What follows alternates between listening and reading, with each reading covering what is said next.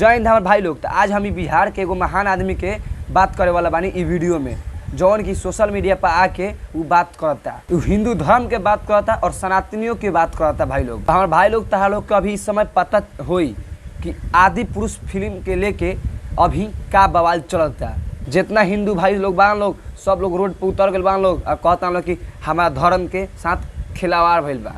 इहे बीच में एगो व्यक्ति आके का बोले बा, तू लोग खुदे सुन लो भाई। बिहार की बेटी, बिहार की आशा, सनातनों की माँ की वेशभूषा ऐसे ही होती है क्या? जैसे आप लोग तो भाई लोग तू लोग तो एकरा के पहचान गइलो, बोलो कि कौन है? संतोष कुमार रेणु भाई। ये है कि एक समय खेसारी लाल यादव के पूरा माई बहिन दम भरपूर गाड़ी देते रहे और पवन सिंह के सपोर्ट में खूब खेसारी लाल के गाड़ी देते रहे। और फिर दूसरा समय आयल ये खेसारी लाल यादव के सपोर्ट में पवन सिंह के पूरा भरपूर गाड़ी दिलक है। अच्छा तो भाई लोग जब जातिवाद के बात आयल तो इहे बंदा सीता माता के गाली दिले रहे, तो एक FIR भई रहे और ये जेलो गए रहे।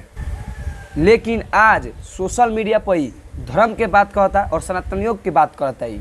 हमारे सीता माँ हमारे धर्म के साथ खिलवाड़ हुआ है और हमारे रामायण को बदल दिया गया है। बताओ लोग भाई, पहले बात एक के बातें ना करे के चाहिए धर्म के बारे में, कहे कि यही धर्म के बारे में एक बार ही भीतर चल गए रहे।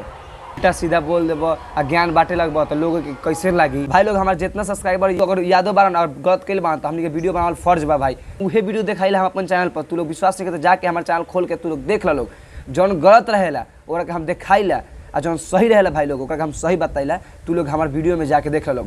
जैसे कि गांडू सिंह मुकुटवा जितना गलत वीडियो बतैले बा ओकरा पर हम वीडियो बना चुकल बानी और जितना सही बतैले बा खेसारी लाल यादव के बारे में ओकरा के हम वीडियो में बनाइयो कैले बानी। तू लोग जाके हमारा वीडियो देख सकेला लोग। भाई लोग संतोष यादव रेणु के धर्म के बारे में गलत ना बोले के चाहिए, क्या कि अगर अभी कोनो उठा के रोस्ट कर देवो तो भाई एक पिछवाड़ा में मिर्ची लग जाए। और रोस्ट तो भाई पक्का करी हई राजन सिंह मुकुट यानी गांडू सिंह मुकुट इहे करके रोस्ट करी हमारा बुझाता। तो चलो लो भाई, मिलते हैं तब तक हम नेक्स्ट वीडियो में। तब तक जय हिंद जय भारत। चैनल में नया हो भाई लोग तो चैनल का सब्सक्राइब करी हो लोग और वीडियो को लाइक करी हो लोग।